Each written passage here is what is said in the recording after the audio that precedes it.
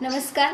Unique अकॅडमीच्या मार्फत वैदिक maths abacus यांच्या फ्रँचायझी देण्याचे ठरवलेले आहे. BEd असेल, DEd असेल किंवा MAd असेल किंवा इच्छुक ज्यांना आपली स्वतःची एक अकॅडमी चालू करायची आहे त्यांनी आमच्या अकॅडमीला संपर्क करू शकता खाली दिलेल्या नंबरवरती, किंवा जर तुम्हाला समोरासमोर भेटायचं असेल त्यांचा पत्ता आहे खैरमोडे हॉल, जाधव हॉस्पिटल शेजारी, तासगाव. अबॅकस असेल, वैदिक मॅथ्स, स्पर्धा परीक्षा या सर्वांचे ट्रेनिंग आणि मार्गदर्शन तुम्हाला मिळणार आहे. धन्यवाद.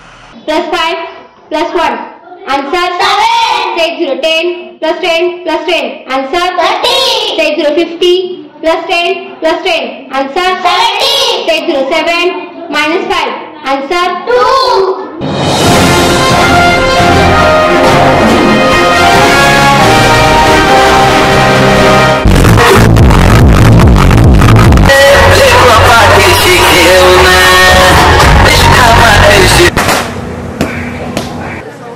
बापू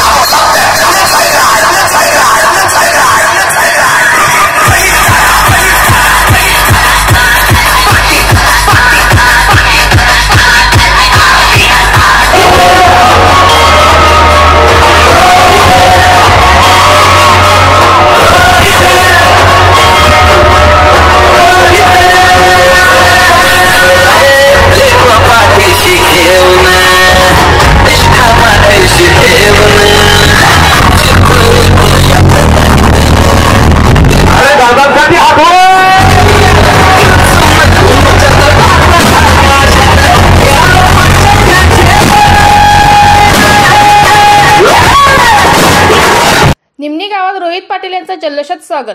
आमदार रोहित पाटील येणार म्हणून डॉल्बी लावून तरुणांनी जल्लोष केला. आमदार आल्यावर तरुणांनी खांद्यावर घेऊन डॉल्बीच्या धुमधडाक्यात मंदिरापर्यंत नेण्यात आले. महिला वर्गाने औक्षण करून लालशा दीदीने स्वागतपर 2 शब्द व्यक्त केले. आपण सर्वजण पाहतोय दादांची काम करण्याची पद्धत वेगळी झाली. विरोधकांचाही आदर राखणारे, संयमी असणारे नेतृत्व आपल्याला लाभले आहे. आपले रोहित दादा एवढ्या लहान वयात आमदार झाले आहेत यांचे आपण सर्वजण साक्षीदार आहोत. हे आपले भाग्य आहे. तरी दादा आपण स्त्रियांवर होणारे अत्याचार व अन्यायाला नक्की आळा घालाल याची देखील आम्हाला अपेक्षा व्यक्त करतो. आता तुरंतच तुम्हाला पक्षाची जबाबदारीचे पद मिळाले आहे, त्यासाठी खूप खूप शुभेच्छा. पुढील वाटचालीस मंत्रिपदासाठी शुभेच्छा. तसेच निमणी गावातील सर्व माता भगिनींच्या वतीने आपणास खूप खूप शुभेच्छा. गावचे सरपंच आणि गावकरी यांनी फेटे पुष्पहार घालून स्वागत केले. त्यावेळी आभार मानण्यासाठी रोहित पाटील बोलताना म्हणाले की मी आठवड्यातून 1 दिवस तुम्हाला तासगाव पंचायत समितीमध्ये भेटेन. तिथे तुमची असणारी कामे मी स्वतः करेन. फक्त कोणता वार ते मी नंतर सांगेल. तुम्ही सर्वांनी मतदानरूपी आशीर्वाद दिल्याने मी आमदार झालो असल्याचे ते म्हणाले. आणि पुढे असेही म्हणाले की आपल्या गावचे उपसरपंच राजेंद्र घ्यायचा आहे. राष्ट्रवादी युवक काँग्रेसचे तालुका अध्यक्ष दत्तात्रय हावळे, अण्णासाहेब चौगुले, भावनदास काका मेजर, हनुमान काका मेजर, बाळासू काका मस्के, अनिल आप्पा शेळकेन, नवनाथ भाऊ मस्के, संजयजी राजमाने, जालिंदर भाऊ मस्के, डॉक्टर दीपकजी पाटील, जगदीश चौगुले, निखिल गायकवाड, आपल्या गावचे मला असणारे सर्व वडीलधारी मंडळी, माझे सर्व तरुण सहकारी, उपस्थित असलेल्या माता भगिनी, पत्रकार बंधू आणि भगिनींनो, मी सर्वप्रथम आपण सर्वांनी मोठ्या प्रमाणात आशीर्वाद दिला आणि इतका वेळ होऊन सुद्धा आपण सर्वजण भेट घेण्यासाठी इथे थांबला त्याबद्दल मी मनापासून आपल्या सर्वांचे आभार मानतो. तासगाव तालुक्यामध्ये निवडणूक होत असताना अनेक गावांना आणि अनेक लोकांना नदीकाठच्या गावांची फार काळजी वाटत होती आणि त्याची कारण सुद्धा तशी होती. कारण काही लोक भाषण लिहून देत होते, काही लोक पॉइंट काढून देत होते आणि या सगळ्या लोकांच्या मुळे या सगळ्या परिसराची काळजी अनेकांना वाटत होती. पण आपण सर्वांनी मोठ्या मताधिक्याने आशीर्वाद देत सगळ्यांचे अंदाज फुल ठरवले. त्याबद्दल आपल्या गावाचं मी सर्वप्रथम मनापासून आभार मानतो. मी सुरुवातीला निमणी, नेहरू नगर आणि नागाव या 3 गावांचा ज्यावेळेस राऊंड चालू झाला, नेहरू नगर मध्ये कार्यक्रम चांगला झाला होता. तिथे कुठल्याही परिस्थितीत मताधिक्य मिळणार असा विश्वास होता. पण निमणीमध्ये आणि नागावमध्ये ज्यावेळेस मताधिक्य मिळालं त्यावेळेस पुढे बेंद्रे आणि शिरगावला सुद्धा मताधिक्य मिळणार असा आमचा अंदाज होता आणि ते खरा ठरला. त्यामुळे या गावातल्या लोकांनी फक्त याच गावामध्ये राहून नव्हे तर सबंध तालुक्यामध्ये फिरून आपला उमेदवार निवडून आला पाहिजे यासाठी कष्ट घेतले. आणि या मतदारसंघातल्या सर्वसामान्य लोकांनी सुद्धा आपल्याला सर्वांना आशीर्वाद घेण्याची आणि देण्याची भूमिका घेतली.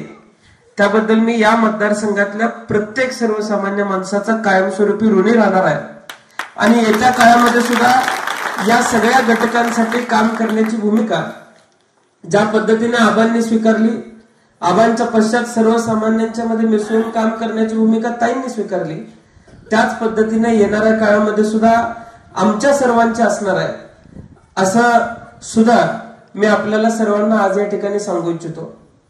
खर तर मी ज्यावेळेस ही निवडणूक लढवत होतो त्यावेळेस या निवडणुकीमध्ये समोर कोण उभारलंय याचा विचार सुद्धा केला नाही आणि आपल्या लोकांच्या बरोबर आपण उभं राहायचं आणि आपली लोक आपल्या बरोबर आहेत हा विश्वास माझ्या मनामध्ये होता.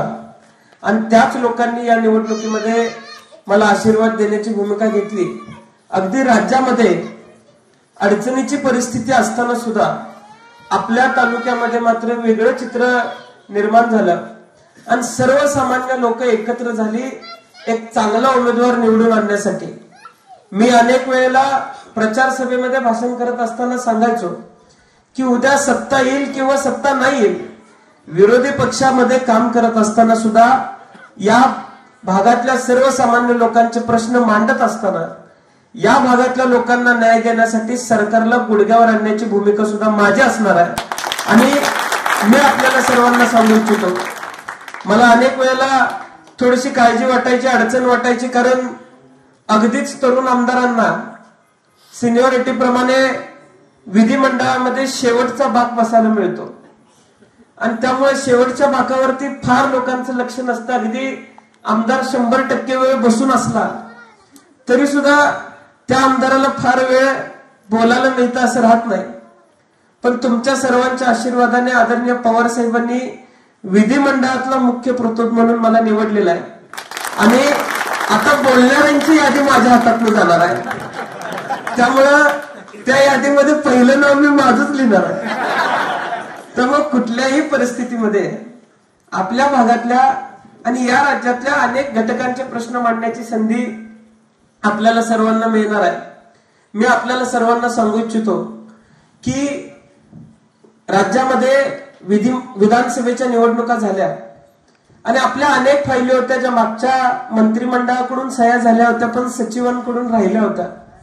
निवडून आल्या दुसऱ्या दिवशी ज्यावेळेस मी मुंबईला गेलो त्यावेळेस तिसऱ्या दिवशी मी सचिवांची भेट घेतली आणि आपल्या मतदारसंघासाठी त्या फायली मंजूर करत साधारण 24 कोटी रुपयाचा निधी आपण मंजूर केला. आणि मी आपल्याला सर्वांना अभिमानानं सांगतो की 5 ते 6 दिवसांमध्ये महाराष्ट्रामध्ये एकमेव मतदारसंघामध्ये निधी मंजूर झालेला तो फक्त तासगाव कवठे मंगळ मतदारसंघामध्ये झालेला. त्यामुळे विरोधी पक्षात असताना कुठल्याही पद्धतीचा निधी आपल्याला कमी पडणार नाही याची खात्री आम्ही सर्वजण घेऊ. मी कालच काही नेत्यांना भेटलो, प्रमुख जे संभाव्य मंत्रिमंडळात सुद्धा असतील, आणि मी त्यांना सांगितलं की माझ्या मतदारसंघामध्ये जर निधी दिला नाही तर विधिमंडळात मात्र आपल्या खात्याचं काही खरं नाही असं मी सांगून आलो. आणि जी पद्धत आबांनी विरोधी पक्ष नेता असताना राबवली, अनेक लोक आज मतदारसंघामध्ये असं म्हणतात की वाढपी आमचा आहे त्यामुळे निधी किती द्यायचा आहे आम्ही ठरवणार. माझी विरोधकांना एवढीच विनंती असणार आहे आणि विरोधकांना सुचवणाऱ्या लोकांना सुद्धा एवढीच विनंती असणार आहे की एखादं काम होत असताना त्यात फक्त खोडा घालायचं काम तुम्ही करू नका. काम होत असेल, तुमचं सरकार आहे असं तुम्हाला वाटत असेल तर एखादं काम तुम्ही माझ्यापेक्षा जास्त आणायची विनंती तुम्ही केली पाहिजे. पण मी मंजूर केलेलं काम थांबवायसाठी आतापर्यंत अनेक वेळेला प्रयत्न केलेला, अनेक पत्र दिली गेलेली आहेत. पण या वेळेला मात्र तक्रारदारच्या भूमिकेमध्ये राज्यामध्ये मी असणार आहे. त्यामुळे तक्रारदाराला जर बापू न्याय मिळत असेल तर राज्यातला तक्रारदार आता मी असणार आहे. त्यामुळं आपण कुठल्याही बाबतीची चिंता कुणी व्यक्त करू नये. कोणी असलं तरी आपल्या मतदारसंघासाठी 1 रुपया सुद्धा कमी पडणार नाही याची खात्री एक आमदार म्हणून या मतदारसंघाचा मी घेईन. आज आपल्या मतदारसंघामध्ये अनेक प्रश्न आहेत. द्राक्ष उत्पादकांचे प्रश्न आहेत, दूध उत्पादकांचे प्रश्न आहेत. आपल्या मतदारसंघामध्ये जे फुल उत्पादक आहेत त्या फुल उत्पादकांनी मला विनंती केलेली आहे की प्लास्टिकची फुलं बंद झाली पाहिजेत, अन्यथा फुल उत्पादकांना न्याय मिळणार नाही. आपल्या तरुणांच्यासाठी जी आपण MIDC चालू केली त्या MIDC साठी जे 6-6.5 कोटी रुपये रस्त्यांसाठी म्हणून मंजूर केले होते त्याचं वर्क ऑर्डर सुद्धा कालच आपण दिली. त्याचं काम सुद्धा पुढच्या आठवड्यापासून आपण चालू करतोय. अशा पद्धतीची कामं आपल्या मतदारसंघामध्ये आपण चालू करण्याचा निर्णय घेतलेला आहे. येत्या काळामध्ये संस्थांचं बळकटीकरण असेल आणि मतदारसंघातले सर्वसामान्य जे घटक आहेत, मग त्यामध्ये माता भगिनी आहेत.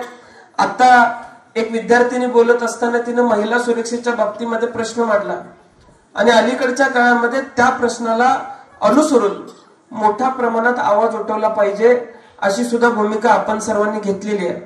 त्यामुळं ज्या माझ्या विद्यार्थिनी ताईने विनंती केली, येत्या काळामध्ये महिला अत्याचाराच्या विरोधामध्ये सगळ्यात जास्त आवाज उठवलेला आमदार म्हणून तुझ्या मतदारसंघाचा आमदार असेल एवढं सुद्धा मी आज या ठिकाणी तुम्हाला सांगू इच्छितो. त्याचबरोबर गावगाड्यातल्या प्रमुख कार्यकर्त्यांना मी एक विनंती करू इच्छितो की या मतदारसंघातल्या सर्वसामान्य लोकांनी आपल्याला एका फार मोठ्या शक्तीच्या विरोधात जाऊन निवडून दिलेला आहे आणि या लोकांवरती कुठल्याही पातळीवरती अन्याय होणार नाही. कारण मी अनेक ठिकाणी बघतोय मतं दिली नाहीत म्हणून रस्ते अडवायचं आता चालू आहे, मतं दिली नाहीत म्हणून तक्रारी करायचं चालू आहे. या सगळ्या लोकांना पाठबळ द्यावं आपल्याला लागेल आणि या सगळ्या लोकांच्या पाठीमागं मी खंबीरपणे उभा असणार आहे.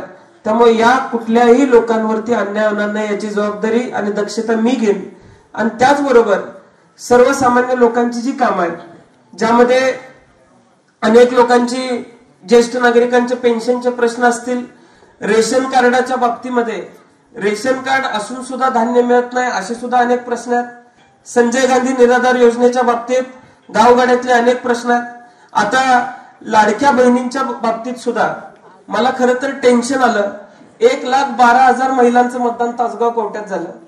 मला प्रश्नच पडला की एवढं मतदान झालंय आता ते कुणाच्या पारड्यात जाते असा प्रश्न मला पडला. पण मतदारसंघातल्या माता भगिनी सुद्धा आपल्या बरोबर उभ्या राहिल्या. आता काही लोक असं सांगतायत की आम्ही आमच्या पक्षाच्या महिला ठेवून बाकीच्या पक्षांच्या महिला या योजनेतून वगळण्याचं काम करणार आहे. मी आपल्याला सर्वांना सांगतो, अशी कुठलीही तक्रार जर आली किंवा अशा कुठल्याही पद्धतीची उणीव जर जाणवली, प्रत्येक शासकीय योजनेचा लाभ आपण सर्वांनी घ्यायचा आहे. 2100 रुपये शासनाने जे देणार म्हणून सांगितलंय ते 2100 रुपये घेतल्याशिवाय मी सुद्धा स्वस्त बसत नाही. आता 2100 घ्यायचेच आहे. त्यामुळे आता मागे आपण पडायचं नाही. त्यामुळे माझी आपल्याला सर्वांना विनंती आहे की या सगळ्या ज्या अडचणी आहेत, आपण सर्वांनी प्रमुख कार्यकर्ते म्हणून काम करत असताना सर्वसामान्य लोकांची कामं हिरिरीने केली पाहिजेत. मी आठवड्यातला 1 दिवस हे पंचायत समितीमध्ये बसणार आहे. तो वार सुद्धा आपल्याला लवकरच मी कळवेन की कुठल्या वाराला प्रत्येक आठवड्यामध्ये मी पंचायत समितीत बसणार आहे. मतदारसंघातले सर्वसामान्य नागरिक आपल्याला येऊन भेटू शकतील या दृष्टिकोनातून आपण बसतोय. सावकार काकींनी आता मला काहीतरी सांगितलंय, त्यांचं काम आहे. परत काकी पंचायत समितीत येऊन माझ्याकडनं काम हाताला धरून करून घ्यायचंय. त्यामुळं तुम्ही सगळ्यांनी तुमच्या घरातला मुलगा म्हणून मला तुम्ही निवडून दिलंय. मी सुद्धा तुमच्याच घरातला मुलगा म्हणून ज्या पद्धतीनं मी माझ्या घरातल्या आई वडिलांची सेवा करतोय त्याच पद्धतीनं तुमच्या सर्वांची सुद्धा सेवा करेन एवढं सुद्धा निश्चितपणाने आज या ठिकाणी मी आपल्याला सर्वांना शब्द देतो आणि आपल्या बाबतीत पुढच्या 5 वर्षामध्ये तुम्हाला सर्वांना अभिमान वाटेल अशा पद्धतीचं काम माझ्या हातून होईल, एवढंच मी आज या ठिकाणी तुम्हाला सर्वांना सांगतो आणि माझे 2 शब्द मी संपवतो. जय हिंद, जय महाराष्ट्र, जय महाविकास आघाडी.